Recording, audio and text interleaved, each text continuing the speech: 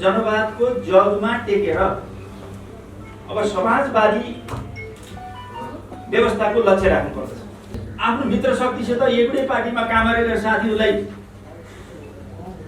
र सरकारलाई छोडेर ध्वस्त गर्नको लागि विपक्षको नेतालाई प्रधानमन्त्री बनाउने सम्मका हरकत भइसकेपछि त त्यस्तो भइसकेपछि संसद विघटन गरेर चाहिँ नयाँ चुनावमा जाने कुरा प्रगतिशील हो कि? अनि संसद पुनर्स्थापनाको नारा लाएर विपक्षको नेतालाई रोजेर प्रधानमन्त्री बनाउने कुरा प्रगतिशील हो? यो एउटा अध्ययनकै विषय हो। यो मैले तपाईहरु मिडियाका साथीहरु नेपाली जनताहरुलाई राति साथीहरुलाई नि मलाई आउँछ यसको अध्ययन गर्नको लागि। अब राजनीति पार्टीहरुले नेताहरुले जनताहरुले गर्ने हो। सर्वोच्चले राजनीति गर्छ। व्यक्तिको स्वतन्त्रताको कुरा पनि हुन्छ। कुन पार्टीमा लाग्ने कुन पार्टीमा नलाग्ने, नयाँ पार्टी खोल्ने या नखोल्ने भन्ने व्यक्तिको स्वतन्त्रता हुन्छ। यो पार्टीमा लाग यो पार्टीमा नलाग भन्ने यस्ता प्रकारका निर्देशनहरू हुने स्थिति आयो। त्यसरी शान्तिपूर्ण बाटोको माध्यमबाट जाँदा जाँदै कुनै त्यस्तो अवरोध आयो, समस्या आयो, सङ्कट आयो भने, व्यवधान आयो भने त्यसमा फेरि सशस्त्रको बाटो पनि आउन सक्छ। संसद विघटन गरेर चुनावमा जाने कुरा प्रगतिशील हो कि? यही संविधान अन्तर्गत चुनावमा गएर जनादेशमा जाउँ भन्ने कुरा प्रगतिशील हो कि? मैले अगाडि भने संसद बिउताएर फेरि प्रतिपक्षको नेतालाई प्रधानमन्त्री बनाउनु, त्यसमा पनि आजको दुनियाँमा हाम्रो नेपालको राजनीतिमा यो राजनीतिक पार्टी नेता र सांसदको अधिकार शक्ति प्रत्यधिकरणको सिद्धान्तको अनुसार पनि कार्यपालिका, व्यवस्थापिका र न्यायपालिकामा आफ्नो आफ्नो क्षेत्राधिकार हुन्छ। त्यो क्षेत्राधिकार भन्दा बाहिर गएर नेपालको राजनीति गर्ने, नेपालको लागि नेपाली जनताको राजनीति गर्ने अधिकार नेपाली जनतामा, नेपाली राजनीतिक पार्टीहरुमा, नेपालका जनप्रतिनिधिमा, सांसदहरुमा हुन्छ कि यो सर्वोच्चमा हुन्छ? सर्वोच्चलाई पनि कसले चलाउँछ भन्ने कुरा यतिसम्म कि यो संसद विघटन गरेर चुनावमा जाने कुरा मानिएन भने पनि संसद पुनर्स्थापना गराइदिएर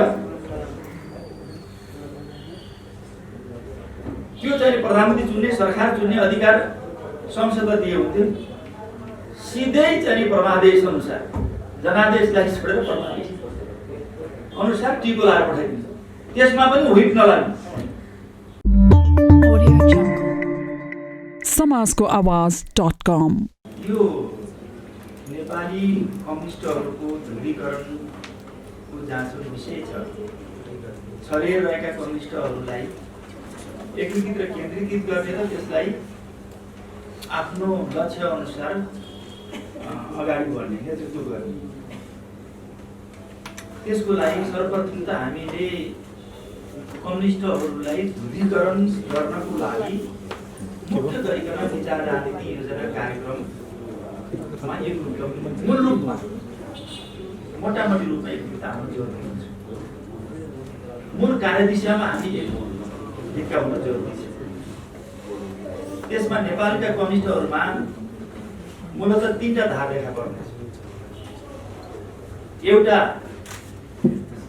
संसदीय प्रकारको धार, कम्युनिस्ट भएर पनि आफूलाई संसदीय अभ्यासमा मात्रै अगाडि बढाइरहन चाहने प्रकारको धार।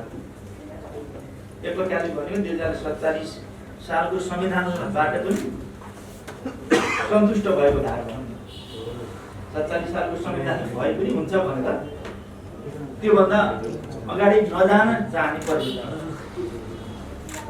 एउटा जुन प्रकारको 64 सालको चाहिँ परिवर्तनपछि एक प्रकारले भने राज्य व्यवस्थामा परिवर्तन, राजनीतिक एजेन्डामा परिवर्तन आइसकेपछि हामीले मूल रूपमा परिवर्तनपछि जनताका अधिकारहरूलाई जो संविधानमा संस्थागत गरिसकेपछि, नयाँ संविधान गरिसकेपछि त्यो धारलाई समातेर हिँड्ने अर्को धार भनेको यो परिवर्तन अझै अधुरो छ, त्यसकारणले अझै क्रान्ति गर्नुपर्छ भनेर यो तीनटा धारमा नेपालको कम्युनिस्टहरू विभाजित भएका छन्। र अहिले विप्लवले नेतृत्व गरेको नेपाल कम्युनिस्ट पार्टी पनि मूल रूपमा शान्तिपूर्ण प्रक्रियामा आएको छ। यद्यपि उहाँहरूले एकीकृत क्रान्तिको चाहिँ एउटा कार्यदिशा बनाइरहनु भएको छ, त्यसमा हामीले काफी मात्रामा छलफल गर्नुपर्ने हुन्छ। मेरो विचारमा यो दुईटा अतिबाट हामी बस्नुपर्छ भन्ने लाग्छ। हामीले जे परिवर्तन ल्याएका छौँ, जुन सङ्घीय गणतन्त्र ल्याएका छौँ र अब जनताको जनवादको जगमा टेकेर अब समाजवादी व्यवस्थाको लक्ष्य राख्नुपर्छ।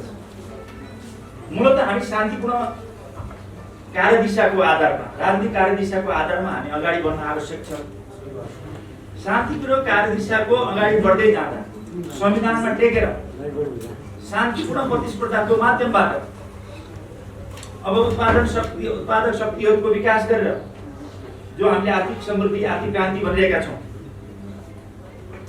त्यसको विकास गर्दै हामी समाजवादमा जाने र साम्यवादमा जाने लक्ष्य हामी राखिरहेका छौँ। यो बाटो नै सबभन्दा वैज्ञानिक र वस्तुवादी बाटो हो। शान्तिपूर्ण प्रतिस्पर्धाको माध्यमबाट यी सबै चिजहरू ब्यालेटबाट पनि हामीले कुनै पनि पार्टीले आफ्ना विचारहरू, आफ्ना योजनाहरू, आफ्ना कार्यदिशाहरू राष्ट्र र जनताका चाहिँ इच्छा आकाङ्क्षाहरूलाई जनताको शान्तिपूर्ण माध्यमबाट जनताको बिचमा गएर प्रतिस्पर्धाको माध्यमबाट राष्ट्रपति, प्रधानमन्त्री, सरकार, सामान्य बहुमत, 2/3 बहुमत सबै किसिमको सम्भावना रहँदै हामी अब यो परिवर्तनको जगमा टेकेर, जनताको जनवादको जगमा टेकेर अब हामी समाजवादी लक्ष्य जो हामीले संविधानमा जुन उल्लेख गरेका छौँ, हामीले त्यो व्यवस्था ल्याउन सक्छौँ। यदि बिचमा यसरी शान्तिपूर्ण बाटोको माध्यमबाट जाँदा जाँदै कुनै त्यस्तो अवरोध आयो, समस्या आयो, सङ्कट आयो भने, व्यवधान आयो भने त्यसमा फेरि सशस्त्रको बाटो पनि आउन सक्छ। त्यतिबेला अहिले पूर्व अनुमान गरेर हामी अहिले सशस्त्रको बाटो लिइरहन पर्छ जस्तो मलाई लाग्दैन। त्यस्तो परिस्थिति आयो भने त्यति बेला तत्कालीन रूपमा हामी सशस्त्रको बाटो पनि लिन पर्ने आवश्यकता पनि हुन सक्छ। त्यसकारणले यो विषयमा हामी क्लियर हुन जरुरी छ। यो तीनटा बाटामध्ये मुख्य गरिकन यो संविधानको जगमा टेकेर संविधानको कार्यान्वयन गर्दै शान्ति र प्रतिस्पर्धाको माध्यमबाट आवश्यक पऱ्यो भने सङ्घर्ष पनि, त्यसमा व्यवधान आयो भने सङ्घर्ष गरेर जानुपर्छ। जहाँसम्म अहिले हामी देखिरहेका छौँ, हामीले यसभन्दा पहिला पनि हामीले अब राजनीतिक व्यवस्थामा परिवर्तन ल्यायौँ, राजनीतिक एजेन्डामा परिवर्तन, जनताका अधिकारहरू संविधानमा संस्थागत गरिसकेपछि हामीले अब देशको समृद्धिको लागि, आर्थिक समृद्धिको लागि भनेर हामीले अब देशका छरिएर रहेका कम्युनिस्टहरूलाई एकीकृत र केन्द्रीकृत गर्नुपर्छ, ध्रुवीकरण गर्नुपर्छ भनेर नेपाल कम्युनिस्ट पार्टी एमाले र नेपाल कम्युनिस्ट पार्टी माओवादी केन्द्रको बिचमा हामीले चुनावी तालमेल गऱ्यौँ र जुन किसिमको झन्डै 2/3 बहुमतले जनादेश प्राप्त भयो र हामीले उत्साहित भएर हामी पार्टी एकता पनि गऱ्यौँ। त्यो पार्टी एकतापछि 2-3 वर्ष नपुग्दै ठुलो विवाद सुरु भयो, अस्वस्थ प्रकारको सङ्घर्ष सुरु भयो। त्यो सङ्घर्ष कुनै वैचारिक राजनीति, कार्यदिशा, योजना, कार्यक्रम, विधि, प्रक्रिया, मापदण्डसँग सम्बन्धित थिएन। स्वार्थमा केन्द्रित भएर त्यो पार्टीमा अस्वस्थ प्रकारको स्वस्थ अन्तर्सङ्घर्ष भयो। स्वार्थको कारणले अस्वस्थ भएर त्यो पार्टी विभाजनतिर गयो। अनि विभाजनको मुखमा जाँदै गर्दा हुँदाहुँदै गएर हामी एकताको लागि धेरै मेहनत गरेका थियौँ, ध्रुवीकरणको लागि धेरै मेहनत गरेका थियौँ, हामीले एकता बचाउनको लागि मेहनत गर्यौँ, तर त्यो एकता बचे। र पछि सर्वोच्च अदालतले, हामी सबैलाई जानकारी छ, आफ्ना आफ्ना पार्टीमा एमालेमा फर्क्यो, माओवादी केन्द्रमा फर्क्यो भन्दै लाग्यो। अब राजनीतिक पार्टीहरूले, नेताहरूले, जनताहरूले गर्ने हो, सर्वोच्चले राजनीति गर्यो। व्यक्तिको स्वतन्त्रताको कुरा पनि हुन्छ, कुन पार्टीमा लाग्ने, कुन पार्टीमा नलाग्ने, नयाँ पार्टी खोल्ने, या नखोल्ने भन्ने व्यक्ति स्वतन्त्र हुन्छ, यो पार्टीमा ला यो पार्टीमा नला भने यस्ता प्रकारका निर्देशनहरू हुने स्थिति आयो। र त्यो स्थितिबाट पनि हामी अगाडि बढिरहेका छौँ। अहिले पनि चाहिँ कम्युनिस्टहरूको एकताको आवश्यकता अहिले पनि छ। त्यो एकता विचार, राजनीति, योजना, कार्यक्रम, विधि, प्रक्रिया, मापदण्ड, राष्ट्र, जनता र समृद्धिको लागि केन्द्रबिन्दुमा राखेर हामीले त्यो एकताको लागि अहिले पनि हामीले चाहिँ पहल गर्नुपर्दछ। एकपल्ट विभाजन भयो भनेर हामी निराश हुने कुरा आयो। 270 वर्षको राजाको निरङ्कुश व्यवस्था भनौँ, हामी 70 वर्षसम्म लडेर चाहिँ ल्यायौँ। हामी सुरुमा हामीले कसैले बताएको थिएन कि यो चाहिँ राजाको निरङ्कुश व्यवस्थालाई ध्वस्त पारिन्छ। कयौँ हार भयो भने, कयौँ जित भयो भने अन्ततः हामी जित्यौँ। त्यस्तै जस्तै कयौँ चाहिँ विभाजन, एकता हुन्छ, विभाजन हुन्छ, टुटफुट हुन्छ, यो सबै हुँदाहुँदै पनि हामीले फेरि एकता असम्भव रहेछ भनेर सोच्नु हुँदैन। हामीले एकतालाई फेरि केन्द्रबिन्दुमा राखेर छरिरहेका कम्युनिस्टहरूलाई एकीकृत र केन्द्रीकृत ध्रुवीकृत गर्ने उद्देश्यले हामी फेरि पनि पहल गर्नुपर्छ। र हामी वैचारिक राजनीतिक योजना कार्यक्रममा, कार्यदिशामा हामी केन्द्रित भएर बहस गऱ्यौँ भने फेरि चाहिँ विभाजन हुँदा के हुँदो रहेछ, एकता हुँदा के हुँदो रहेछ भन्ने कुराको पनि एउटा चाहिँ महसुस हुन्छ। त्यसपछि अब हामी सबैलाई जानकारी छ, विवाद त तपाईँ हामीलाई जानकारी छँदैछ कि यस्तो सम्म भयो कि आफ्नो मुख्य दुश्मन, आफ्नो मित्र शक्तिसित एउटै पार्टीमा काम गरेका साथीहरूलाई र सरकारलाई छोडेर ध्वस्त गर्नको लागि विपक्षको नेतालाई प्रधानमन्त्री बनाउने सम्मका हरकत भइसकेपछि त लिलाजीले टिप्दै हुनुहुन्छ। यो त आश्चर्य हो, यो त दुनियाँलाई यस्तो हुँदैन भएको काम भइसकेपछि यो दुनियाँमा यस्तो भेट्न गाह्रो हो।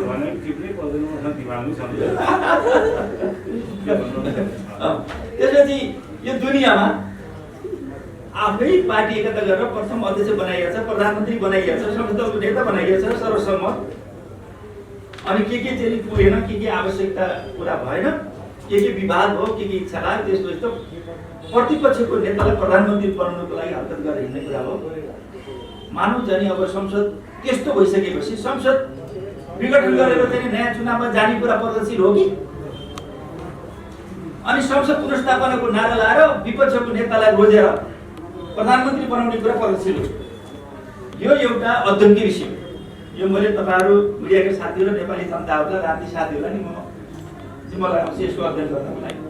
यो कोही कुन सही हो, तर मेरो विचारमा के छ भनेदेखि आफै बनाएको प्रथम अध्यक्ष र प्रधानमन्त्रीलाई, सर्वसम्मत नेतालाई अब छोडेर विपक्षको नेतालाई प्रधानमन्त्री बनाउन जाने यो चाहिँ अलग विडम्बनापूर्ण मान्नुपर्दछ भन्ने लाग्छ। र आफ्नै पार्टीभित्रबाट चाहिँ अर्को चाहिँ प्रधानमन्त्री खोजे पनि हुन्थ्यो, त्यो लडाइँ लड्न सक्नु पर्दथ्यो। त्यो विपक्षको नेताले प्रधानमन्त्री बनाउने कुरा अब यस्तो भइसकेपछि पार्टी एकता हुने कुरा भयो। अर्को पनि प्रश्न छ कि चाहिँ यो आफ्नै पार्टीभित्र यस्तो किसिमको अस्वस्थ अन्तरसङ्घर्ष र संसद र सरकार र नेताको चाहिँ भूमिका नदेखिसकेपछि, सरकारमा कामै गर्न नदिइसकेपछि संसद विघटन गरेर चुनावमा जाने कुरा प्रगतिशील हो कि? यही संविधान अन्तर्गत चुनावमा गएर जनादेशमा जाउँ भन्ने कुरा प्रगतिशील हो कि? मैले अगाडि भने संसद बिउताएर फेरि प्रतिपक्षको नेतालाई प्रधानमन्त्री बनाउनु, त्यसमा पनि आजको दुनियाँमा हाम्रो नेपालको राजनीतिमा यो राजनीतिक पार्टी, नेता र सांसदको अधिकार शक्ति प्रत्यधिकरणको सिद्धान्तको अनुसार पनि कार्यपालिका, व्यवस्थापिका र न्यायपालिकामा आफ्नो आफ्नो क्षेत्राधिकार हुन्छ। त्यो क्षेत्राधिकारभन्दा बाहिर गएर नेपालको राजनीति गर्ने, नेपालको लागि नेपाली जनताको राजनीति गर्ने अधिकार नेपाली जनतामा, नेपाली राजनीतिक पार्टीहरूमा, नेपालका जनप्रतिनिधिमा, सांसदहरूमा हुन्छ कि यो सर्वोच्चमा हुन्छ? सर्वोच्चलाई पनि कसले चलाउँछ भन्ने कुरा यतिसम्म कि यो संसद विघटन गरेर चुनावमा जाने कुरा मानिएन भने पनि संसद पुनर्स्थापना गराइदिएर त्यो चाहिँ प्रधानमन्त्री चुन्ने सरकार चुन्ने अधिकार संसदलाई दिए हुन्थ्यो। सिधै चाहिँ परमादेश अनुसार जनादेशलाई छोडेर परमादेश अनुसार टिको लाएर पठाइदिन्छ। त्यसमा पनि व्हिप नलाग्ने 76-5 मा सिधै टिको लाएर प्रधानमन्त्री पठाइदिने, व्हिप नलाग्ने। यसो भइसकेपछि 76, 2, 3 र 4 को के काम छ? अब त संसद किन बेच खरिद बिक्री अब अहिले देखिहालिएको छ नि, अहिले तपाईँ हामी देखिरहेका छौँ। त्यो बाहेक अरू के हुन सक्छ? अहिले हामीले देखिरहेका छौँ कि अध्यादेश संसदमा या पार्टीमा, केन्द्रीय समितिमा, संसद वा पार्टीमा 20% केन्द्रीय समिति 20% ल्याएपछि सब पार्टी पुऱ्याउनु जान्छ। यो त्यसैको निरन्तरता देशका सबै पार्टीहरूलाई, यो कम्युनिस्ट पार्टीलाई फुटाउने, कम्युनिस्ट पार्टीलाई ध्वस्त पार्ने, हाम्रो देशका राजनीतिक पार्टीका नेताहरू, त्यसमा पनि कम्युनिस्टका नेताहरू पनि त्यसले मतियार बन्ने, विदेशीका हुन् कि देशीका हुन्, कसका मतियार बन्ने, यो दौडमा हिँडिरहेको छ। बरु कम्युनिस्टहरूलाई ध्रुवीकरण गरेर जानुपर्दछ, जति भए पनि एकीकृत गर्नुपर्छ। कहाँ कहाँ हाम्रा त्रुटि भए, कहाँ कहाँ हाम्रा कमजोरी भए, त्यो कुरा चाहिँ करेक्सन गरेर जाने कुरामा, छलफल गर्ने कुरामा मान्न सकिन्थ्यो। तर चाहिँ के छ भने त्यसमा दौडिरहने साथी। नेपाल एउटा यस्तो देश छ कि विश्व कम्युनिस्ट आन्दोलन कमजोर र रक्षात्मक स्थितिमा भइरहेको अवस्थामा आज नेपालबाट चाहे जनयुद्धमा होस्, बुलेटको राजनीतिमा होस्, चाहे ब्यालेटको राजनीति, दुईजना श्रेष्ठता हासिल गरेको दुनियाँ यस्तो पाइँदैन। हामी सशस्त्र द्वन्द्वमा पनि श्रेष्ठता हासिल गर्यौँ र हामी आफ्नो प्रतिस्पर्धी, आफ्ना विपक्षसँग पनि हामी ब्यालेटबाट पनि झन्डै 2/3 बहुमत ल्यायौँ। तर सबै कम्युनिस्टहरू अलि ध्रुवीकृत नभएको अवस्थामा यस्तो किसिमको सम्भावना, यस्तो किसिमको उर्वर कम्युनिस्टको लागि भूमि, दुनियाँको कम्युनिस्ट आन्दोलन रक्षात्मक कमजोर भएको स्थितिमा संसारलाई हामीले सन्देश दिएका छौँ, बुलेटबाट पनि ब्यालेटबाट पनि। कम्युनिस्टहरू हतियार मात्रै बोकेर जाने, तर्साएर मात्रै काम गर्छन् होइन, आफ्नो शान्तिपूर्ण तरिकाले आफ्नो प्रतिस्पर्धीसँग ब्यालेटबाट पनि हामीले श्रेष्ठ हासिल गरेको इतिहास हो। यो दुनियाँका कुनै पनि प्रतिक्रियावादी शक्तिहरूलाई, साम्राज्यवादी शक्तिहरूलाई यो मन परेको थिएन। कुनै पनि हालतमा देशको कम्युनिस्ट आन्दोलन फुटाउनु पर्छ भन्ने थियो। त्यसको मतियार, त्यसको खेलौना, त्यसको चाहिँ नेतृत्व हामी गरिरहेका छौँ। हामी कम्युनिस्टहरूले कसरी ध्रुवीकरण हुन्छ? यस्तो ध्रुवीकरण हुनको लागि आफ्ना कमी कमजोरी, कसैको मतियार नबनिका हामी अगाडि बढ्न जरुरी छ। त्यसकारण ध्रुवीकरण आज पनि आवश्यक छ। त्यसकारणले मुख्य कुरा कमसेकम मार्क्सवाद, लेनिनवाद हामीले भन्छौँ, माओवाद पनि भनौँला, माओ विचारधारा पनि भनौँला अथवा नभनौँला, आफ्नो ठाउँमा यी छँदैछ। त्यो जमानामा मार्क्सवाद, लेनिनवाद उत्कृष्ट दर्शन भन्नुहोस्, उत्कृष्ट राजनीति, उत्कृष्ट चाहिँ सिद्धान्त थिए। त्यसैको जगमा टेकेर आजको दुनियाँको सामाजिक अन्तर्विरोधको हल दिन परेको छ। आज चाहिँ विचारको क्षेत्रमा, प्रविधिको क्षेत्रमा, विज्ञानको क्षेत्रमा, अर्थशास्त्रको क्षेत्रमा, राजनीतिक क्षेत्रमा काफी मात्रामा उथलपुथल र परिवर्तन भएको छ छोटो समय। यो यसको आधारमा बनिएको जो सामाजिक अन्तर्विरोध छ, सामाजिक अन्तर्द्वन्द्व छ, त्यसको हल आजको दुनियाँमा मानव जातिले खोजेको छ, नेपाली समाजले खोजेको छ। त्यसकारणले अब मार्क्सवादको, लेनिनवादको, कम्युनिस्ट आन्दोलनको, दर्शनको जगमा टेकेर आजको चाहिँ सामाजिक अन्तर्विरोधको हल दिने विचार चाहिएको छ। त्यतातिर कसैको ध्यान छैन। नेताहरूले जतिसुकै क्रान्ति गरे पनि फेरि आफ्नो व्यक्तिगत स्वार्थको लागि बढी केन्द्रित भए। आफ्नो गुटीय स्वार्थ, आफ्नो पार्टीको स्वार्थ र आफ्नो व्यक्तिगत स्वार्थमा बढी केन्द्रित भए। राष्ट्र र जनतालाई केन्द्रबिन्दुमा राखेर हामीले आजको समस्याको हल दिने चाहिँ वर्ष आज आवश्यक छ। कम्युनिस्ट ध्रुवीकरणको लागि विचार र विधिमा विकास गर्न पर्ने, कार्यदिशामा विकास गर्नुपर्ने आजको आवश्यक। त्यतातिर केन्द्रित भयो भने हामीले कम्युनिस्ट आन्दोलनलाई ध्रुवीकृत गर्न सक्छौँ, एकीकृत गर्न सक्छौँ।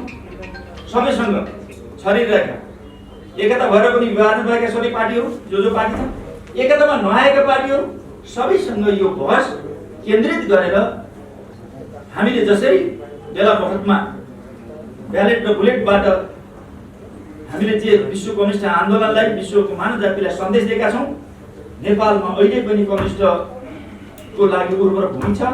सबै कम्युनिस्टहरूले, सबै छरिरहेका नेताहरूले, सबै छरिरहेका ग्रुपमा रहेका पार्टीमा रहेका नेताहरूले यो विषयमा केन्द्रित गरेर बहस गरेर कम्युनिस्ट आन्दोलनलाई ध्रुवीकृत गर्ने, एकीकृत गरेर फेरि विश्व कम्युनिस्ट आन्दोलन, विश्व मानव जातिको सेवा गर्ने, नेपालको मात्रै, नेपाली जनता राष्ट्रको लागि मात्रै होइन, विश्व मानव जातिको लागि एउटा दिशानिर्देशन गर्ने, एउटा कम्युनिस्टहरूको लागि उर्वर भूमि नेपाल बन्न सक्छ, त्यो सम्भव छ भन्ने शुभकामना दिँदै मलाई आज साथीले यसरी बोलाउनु भयो। यहाँलाई पनि धन्यवाद दिन्छु। मेरा आदरणीय नेता जीवर पनि यहाँ हुनुहुन्छ, उहाँले पनि आफ्नो विचार राख्नुहुनेछ र हामीले यस्तै विचारहरूको मन्थन गर्दै गएर हामीले कम्युनिस्ट आन्दोलनलाई नेपाली विकसित गर्न सक्छौँ र सेवा गर्न सक्छौँ भन्ने आफ्नो भनाइ राख्दै म आफ्नो यहाँबाट बिदा लिन्छु। यहाँबाट बिदा हुने पनि म अनुमति चाहन्छु। धन्यवाद। समाजको आवाज.com